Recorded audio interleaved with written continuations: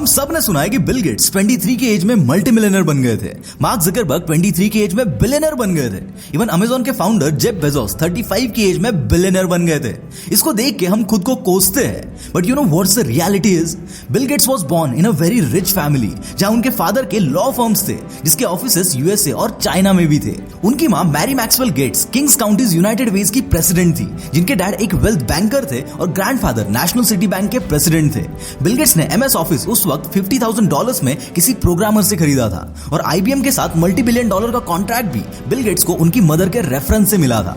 1995 में जब Jeff Bezos ने अमेजॉन की शुरुआत की थी, तब अमेजॉन में सबसे पहली इन्वेस्टमेंट उनके पेरेंट्स ने की थी, जो कि $245,000 की थी, जो आज के हिसाब से ऑलमोस्ट 2 करोड़ होते हैं। मार्क जकरबर्ग के डैड डेंटिस्ट थे एंड मदर साइकियाट्रिस्ट थी। इवन मार्क को कोड करना भी उसके डैड ने ही सिखाया था। यहाँ मैं ये नहीं कह रहा हूँ कि इनमें काबिलियत नहीं थी, काबिलियत थी, पर साथ ही इनका फैमिली सिचुएशन काफी ज्यादा स्ट्रॉन्ग था।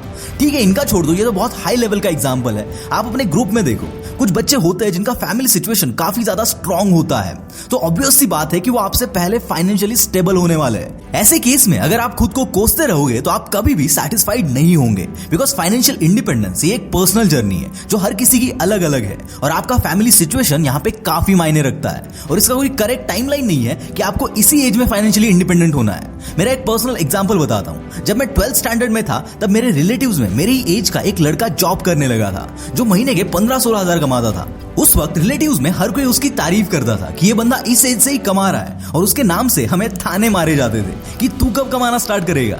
अगर मैं आज की बात करूं तो वो बंदा आज महीने का 25 से 30 हजार कमाता है और मेरी मंथली इनकम उससे एटलीस्ट 30 गुना ज्यादा है। एंड नाउ यू नो कि कौन कितना फाइनेंशियली फ्री है। मैं यहाँ पे कोई भी शो ऑफ नहीं कर रहा हूँ, मैं बस इतना बताना चाहता हूँ कि फाइनेंशियल फ्रीडम अचीव करने की कोई भी फिक्स एज नहीं है। उसकी जर्नी 18 की एज में शुरू हुई थी और मेरी 23 की एज में। मतलब यहाँ कौन अर्ली स्टार्ट करता है ये भी मायने नहीं रखता, बल्कि कौन कितने तैयारी के साथ स्टार्ट कर रहा है ये मायने रखता है। आजकल हमारा यूथ बहुत बड़े ट्रैप में फंस रहा है। लोग बोलते हैं कि आप जितना जल्दी इन्वेस्टमेंट करना स्टार्ट करोगे उतनी जल्दी फाइनेंशियली इंडिपेंडेंट हो जाओगे। अब यहाँ पे जो एग्जांपल देने वाला हूं ना, वो कान, दिमाग और आंखें खुली रख के सुनना। मान लो एक बंदा है जो मंथली 20,000 रुपए कमाता है। वो 20 साल की एज से ही सेविंग्स कर रहा है और इन्वेस्टमेंट भी कर रहा है। उसने 25 साल की एज तक 5-6 लाख रुपए की सेविंग्स कर भी ली और आज उसकी मंथली अर्निंग 40,000 रुपए है। वही एक दूसरा बंदा है जिसने अपनी इनकम में से 40-50% पैसा हमेशा खुद के लर्निंग के ऊपर इन्वेस्ट किया, नई नई चीजें सीखी, दुनिया घूमा। उसने 25 के एज तक 1 रुपया भी कभी सेव नहीं किया और आज दोनों की भी सिचुएशन ये है कि एक के पास 5-6 लाख रुपए की सेविंग्स है और दूसरे के पास बहुत सारे स्किल्स और दुनिया एक्सप्लोर करने का एक्सपीरियंस। और इसी के बेसिस पर ये दूसरा बंदा आगे के 2 साल में हर महीने 5 से 6 लाख रुपए कमाने लगता है। मतलब पहले वाले की जितनी 5 साल की सेविंग्स थी उतनी इस दूसरे बंदे की मंथली अर्निंग्स हो गई थी। और गाइस, ये कोई इमेजिनरी स्टोरी नहीं है, ये मेरी पर्सनल स्टोरी है, जहां दूसरा बंदा मैं हूं और पहला बंदा मेरा एक कॉलेज फ्रेंड है। अगेन द सेम पॉइंट कि आप कब स्टार्ट करते हो उससे ज्यादा आप कितनी तैयारी के साथ स्टार्ट करते हो ये इंपॉर्टेंट है। हम इंडियंस का और एक प्रॉब्लम बताऊं, हम हमेशा सोचते हैं कि हमारे साथ हमेशा अच्छा ही होगा, but I feel hope for the best and have plan for the worst. Recently मैंने एक रिपोर्ट पढ़ी कि 75% इंडियंस उनके मेडिकल बिल्स खुद पे करते हैं। बट यार, अगर हमारे पास इंश्योरेंस का ऑप्शन है तो हम वो क्यों चूज नहीं करते? तो यहाँ पर भी एक प्रॉब्लम है कि 5 साल तक मैं इंश्योरेंस का प्रीमियम भरता रहा और मुझे कुछ हुआ ही नहीं, तो इंश्योरेंस के लिए मैंने जो पैसा भरा वो तो वेस्ट गया।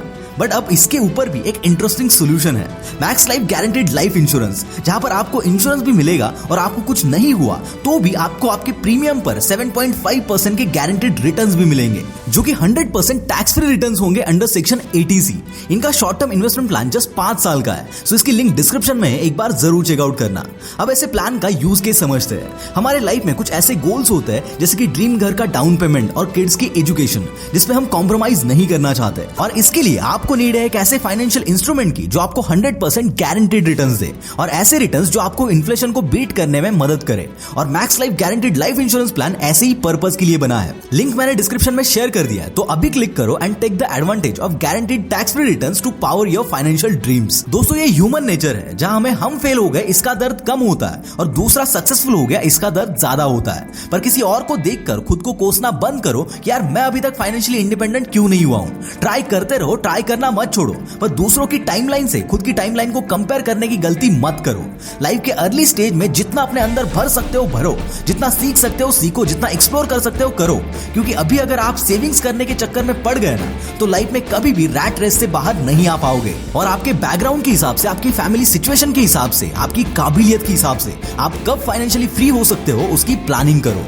Because this journey is different for everyone. दुनिया क्या बोलेगी भाड़ में गया, क्योंकि 10 साल पहले जो रिलेटिव्स मुझे उस बंदे के नाम से ताने मारते थे, आज वही उनके बेटों के रिज्यूमे मुझे भेजते हैं। सो ऑलवेज रिमेंबर, दुनिया झुकती है, बस बंदा झुकाने वाला चाहिए।